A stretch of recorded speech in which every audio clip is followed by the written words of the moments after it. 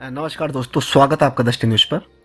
दोस्तों, जो RCDF और DUSS के जो वीडियोज़ हैं हम कंटिन्यूसली अपलोड कर रहे हैं, तो जो भी अभी कुछ 3-4 दिनों में अपलोड किए हैं उसके नीचे हमने कमेंट पढ़े हैं। तो कुछ कमेंट्स हमने फ़िल्टर किए हैं, मतलब 3-4 कमेंट्स हमने ऐसे लिए हैं, तो हमें लगता है कि आप लोगों को इसकी जानकारी देना बहुत ही आवश्यक है। क्योंकि जो फ्यूचर वैकेंसीज आप कोई भी भरेंगे तो ये चीज़ें नॉर्मल चीज़ें हैं, ये तो आप फॉलो आपको करनी ही है, जिससे कि आपको ये गलती ना हो। दोस्तों देखिए, सबसे बड़ी बात क्या होती है कि जो गलती आपने इसमें की है वो फ्यूचर में नहीं होनी चाहिए, तो आप इम्प्रूव करेंगे। ठीक है, अब जैसे बहुत सारे ऐसे हमारे फ्रेंड्स हैं जो IAS की तैयारी कर रहे हैं, तो अगर आप जो IAS बन चुके हैं, अगर उनका आप इंटरव्यू देखते हैं, वो सुनेंगे, तो आपको लगेगा कि जैसे किसी की रैंक 500 आई थी फर्स्ट बार में, सेकंड बार में 5वीं रैंक आ गई। तो अगर उनसे इंटरव्यू में पूछा गया था कि मतलब कैसे आपने मेहनत की, तो उन्होंने यही कहा था कि हमने जो पिछली बार हमने जो गलतियां करी थी, बस हमने उन गलतियों को सुधारा। तो यही चीज़ आपको भी अपने जीवन में अपनानी है।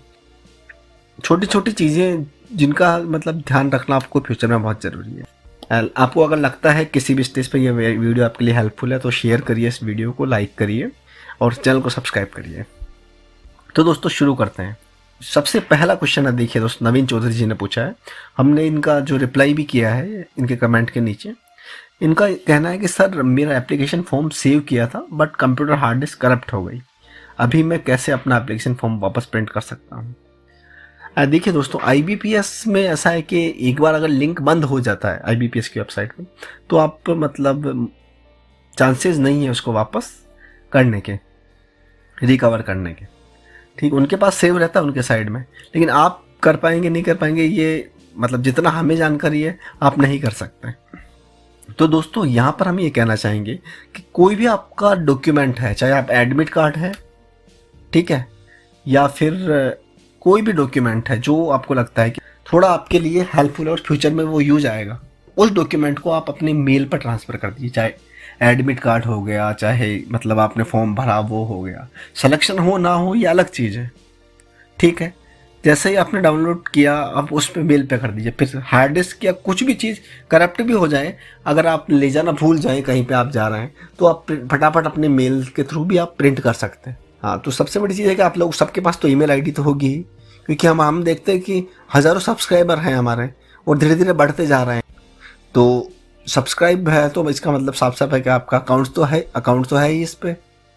तो जीमेल पे आप भेज दीजिए। जीमेल बहुत अच्छा स्पेस देता है और मतलब बहुत आपका अभी भरेगा ही नहीं, आप ये मान के चलिए, इतना स्पेस देता है जीमेल। तो जो भी आपका कॉन्फिडेंशियल डॉक्यूमेंट है, जो भी आपकी चीज़ें हैं, वो आप वहाँ जीमेल पे डाल दीजिए। जिससे कि क्या होगा, फ्यूचर में आपको इस प्रकार की परेशानियों का सामना नहीं करना पड़ेगा। ठीक है दोस्तों, तो इस क्वेश्चन में हम आप लोगों से यही कहना चाहते हैं कि कोई भी डॉक्यूमेंट हो, चाहे एडमिट कार्ड हो, अगर आपने फॉर्म भर लिया हो वो या आपने फीस जमा कराई हो वो, एक एक चीज़ जो भी आपको लगता है तो आप सब कुछ उस पर डाल दीजिए। ठीक है, अब जैसे आप फीस जमा कराए, उसकी जनरेट हुआ है, ये जनरेट हुआ जो आपने ये किया है, एक फोल्डर में रख लिया, एक ईमेल बनाया RCDF एंड DUSS उसका रखा, अपने को इस 3-4 जो कॉपी है PDF वो सेव कर दी। फ्यूचर रेफरेंस के लिए भी आप जब आप सक्सेस होंगे तो आप बता पाएंगे कि यार देखो मैंने इतने एग्जाम्स दिए थे, ये भी एक तरीके का आपको उत्साहित करेगा और लास्ट में जाके मैंने सक्सेस पाई है। ठीक है दोस्तों, तो ये सब कुछ चीज़ें, छोटी छोटी चीज़ें ध्यान रखने की आवश्यकता है। तो नवीन चौधरी से कहना चाहूँगा कि RCDF और DUSS में जो आपने भरा है, तो जब आप डॉक्यूमेंट वेरिफिकेशन के लिए जाएंगे तो जो RCRB पे डिपेंड करता है ये चीज़। आप उनको कहेंगे कि सर मेरी हार्ड डिस्क वगैरह खो गई है, मतलब करप्ट हो गई है, तो वो माने या ना माने वो उनके मूड पर डिपेंड करता है। देखो, सिंपल सी बात है। तो जो आपका प्रेजेंटेशन, जो आपका बात करने का तरीका, वो ऐसा होना चाहिए कि उनको लगे कि आप सच बोल रहे हैं। साथ ही साथ नवीन चौधरी जी, हम आपसे यही कहना चाहेंगे कि जब आपने ये फॉर्म भरा होगा, मेल आया होगा IBPS की तरफ से, आप IBPS सर्च करिएगा अपने इसमें जीमेल पे। ठीक है, आपने कब फॉर्म भरा था, देखो फॉर्म 2 बार खुले लेते हैं। अगर आपने फर्स्ट टर्म में भरा था, फर्स्ट टर्म थी लगभग 28 जनवरी से 22 फरवरी या 23 फरवरी, इसके बीच में आप देखिएगा IBPS का 1 जून में खुला था वापस। ठीक है, इस बीच आपने कभी भी फॉर्म भरा हो, आपके पास मतलब जो पेमेंट हुआ उसकी भी रिसिप्ट आई होगी IBPS से, और आपने फॉर्म भरा है उसकी भी रिसिप्ट आई होगी, और जो नंबर आपका जो यूनिक नंबर जो होता है वो भी आपको मेल पे ही दिया गया होगा। तो कुछ नहीं से तो कुछ तो अच्छा हुआ है, आप उनका प्रिंट आउट ले जा सकते हैं। सर देखिए ये चीज़ है, मेरी हार्ड डिस्क कार्ड तो ये मेल पे थे तो मैं इसका रेफरेंस के लिए लाया हूँ ये, तो वो मानेंगे। ठीक है, तो दोस्तों आप भी फ्यूचर में ध्यान रखिएगा कि कोई भी चीज़ हो आप अपना हार्ड डिस्क वगैरह, कुछ भी हो सकता है, देखो करप्ट हो गई या कुछ होगा तो मेल पे आप सबसे सेफ रहेगा वो। ठीक है, एंड सबसे बड़ी चीज़ मेल पे आप अपना वो सिक्योरिटी पूरी होनी चाहिए। 2 वे आजकल वो वैसी सिक्योरिटी भी आ गई है, 2 वे वाली जगह आपका मोबाइल नंबर डालने पर ही वो खुलेगा, किसी और आप डिवाइस में खोलते हैं तो वो सारा आप टू फैक्टर वेरिफिकेशन वगैरह ऑन करके रखिएगा, बाकी सेफ है ही। ठीक है, ये सब चीज़ें। अगला क्वेश्चन है दोस्तों, जैजी ने पूछा है प्राइवेट कंपनी एक्सपीरियंस सर्टिफिकेट नहीं दे रही तो क्या ज्वाइनिंग लेटर और पे स्लिप चल जाएगी क्या? तो जैजी से हम कहना चाहेंगे कि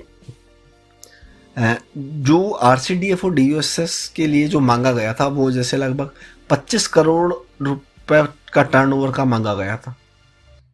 ठीक है दोस्तों, 25 करोड़, तो आप मान के चलिए कि एक महीने में लगभग 2 करोड़ से ज़्यादा का टर्नओवर। तो हमें लगता है कि कोई कंपनी जो 2 करोड़ से ज़्यादा का मतलब मंथली कमा रही है वो एक्सपीरियंस सर्टिफिकेट तो दे ही देगी अगर आप छोड़ते हैं तो। हाँ, ये चीज़ होती है कि मतलब एक कन्फ्यूजन रहता है, मान लो आपका लिस्ट में नाम आ गया, अब 1.5 गुना में है हो सकता है, तो आप अगर मान लो एक्सपीरियंस सर्टिफिकेट मांग ले उससे, ठीक है, तो ये तो सबके साथ प्रॉब्लम रहती है। अब मान लो एक्सपीरियंस सर्टिफिकेट मांग लिया या आपने कुछ भी कर दिया तो उनको लगेगा कि कंपनी छोड़ के जा रहा है, तो उनका व्यवहार बदल जाता है। ठीक है, ये चीज़ अलग है, लेकिन वो एक्सपीरियंस सर्टिफिकेट आप दे देगी अगर आप मांगेंगे, सर मेरा ये यहाँ हुआ है। गवर्नमेंट जॉब में हुआ है तो कौन नहीं देगा, सब देगा। आप बात अच्छे से बात करिए, सब कुछ आपको दे देंगे। सर बोलना सर ये हुआ है, प्लीज़ आप कर पाए तो, और गवर्नमेंट जॉब लग रही है तो हर व्यक्ति आपको देगा। ठीक है जय जी। अब दोस्तों चलते तीसरे क्वेश्चन की तरफ। ये क्वेश्चन हमने पहले भी लिया था दूसरे वीडियोज में, वापस हम आपको इसमें वापस बताना चाहते हैं क्योंकि ये एक वीडियो ऐसा हमने बनाया है जिसमें बहुत ज़्यादा लोग अगर जितना देखेंगे तो कुछ ना कुछ उनको मिलना चाहिए। इसमें लिखा हुआ सर मैंने डेयरी में बीटेक की है, डिप्लोमा नहीं किया और डेयरी टेक्नीशियन वाली लिस्ट में मेरा नाम है, क्या कोई प्रॉब्लम होगी डेयरी में? इसका आंसर हमने पहले भी किया था वीडियो में। हाँ, तो इसमें भी हम यही कहना चाहेंगे कि दोस्तों देखिए 2 तरह की क्वालिफिकेशन होती है, बहुत सारी जो वैकेंसीज होती है उसमें मांगा जाता है एसेंशियल क्वालिफिकेशन और डिजायरेबल क्वालिफिकेशन। ये जो RCDF वाला और DUSS वाला जो नोटिफिकेशन था इसमें तो मांगा नहीं गया एसेंशियल और ये, तो इसमें क्या है कि जो मांगा गया भाई एसेंशियल है, तो इस चीज़ में डेयरी में डिप्लोमा मांगा गया था। अब बहुत सारे लोग कह रहे हैं हायर एजुकेशन मतलब अलाउ है। तो दोस्तों देखिए सबसे बड़ी क्या होता है कि मैं IT का हम अधिकतर एग्जांपल इसलिए देता हूँ कि जो इंजीनियरिंग IT है और इंजीनियरिंग CS है और MCA है, ठीक है, ये तीनों इक्वलेंट है। इक्वलेंट मतलब ये तीनों का लगभग कोर्स सेम है। तो जैसे हाँ, तो इसमें क्या होता है कि दोस्तों जैसे इंफॉर्मेशन टेक्नोलॉजी / कंप्यूटर साइंस लिखा रहता है और इक्वलेंट, ठीक है, तो इसमें और इक्वलेंट लिखा है तो मतलब आप मान सकते हैं कि चलो इसमें इसके बराबर कोई पोस्ट होगी तो वो भी मान्य है। जो RCDF और DUSS का जो नोटिफिकेशन आया था उसमें ऐसा नहीं लिखा हुआ है और इक्वलेंट या और हायर एजुकेशन है। अब बहुत सारे लोग ये बोल रहे हैं कि हमने फ़ोन करके पूछा था, ठीक है, तो ये कहाँ लिखा है? अगर नोटिफिकेशन में कहीं पे भी है कि हायर एजुकेशन वाले इसमें भर सकते हैं तो आप एलिजिबल हैं। अगर नोटिफिकेशन में कहीं नहीं है ये तो केवल वर्बली कम्युनिकेशन नहीं चलता है दोस्तों। देखो अब मैं फ्रैंकली बताता हूँ आपको, किसी ने भी कुछ कहा हो या नहीं कहा हो, ये वर्बली कम्युनिकेशन नहीं चलता है, तो आपके पास प्रूफ होना चाहिए। अगर आप इतनी बड़ी वैकेंसी के लिए आपने अप्लाई किया है और आपका सिलेक्शन हुआ है और आप कहें तो आपके पास प्रूफ होना चाहिए कि देखिए सर इस नोटिफिकेशन में लिखा हुआ है, इस बेसिस पे हमारा सिलेक्शन होना चाहिए। अगर आप नहीं करेंगे तो फिर हम जैसे अगला हम कोर्ट जा सकते हैं या कहीं पे भी जा सकते हैं, इस टाइप से आप कह सकते हैं। अगर नोटिफिकेशन में नहीं है तो वो चाहे तो आपको हटा भी सकते हैं। तो दोस्तों इस चीज़ से हम आपको ये समझाना चाहते हैं कि एसेंशियल और डिजायरेबल क्वालिफिकेशन है तो आप सब कुछ देख करके अगला फॉर्म भरिए। उसमें क्या होता है दोस्तों, क्योंकि जो ये थी वैकेंसी, इसमें जैसे फीस भी आजकल बहुत ज़्यादा, इसमें 1200 रुपये फीस थी, आपको पता है।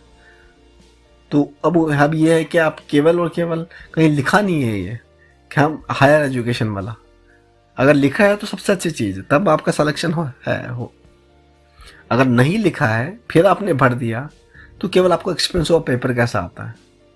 ठीक है दोस्तों, तो अब जैसे आप नहीं लिखा, आपने केवल इस चीज़ में भर दिया कि फ्यूचर में हो सकता है कि जो हायर एजुकेशन है उनको ले लिया जाए। ठीक है, तो उसमें 1200 रुपये, अब ऐसे आप लोग मान लीजिए आपने 10 वैकेंसी का भर दिया, सब में किसी में 500 रुपये, किसी में 600 रुपये, किसी में 1000 रुपये, किसी में 1200 रुपये, तो वो 5-1000 रुपये के तो आपके वेस्ट ही हो गए ना। तो फ्यूचर में आप ध्यान रखिए कि आपको ये इस पोस्ट में जाना है और इसमें ये क्वालिफिकेशन मांगी है। अगर आपको लगता है, ईमेल के थ्रू आप पूछ सकते हैं।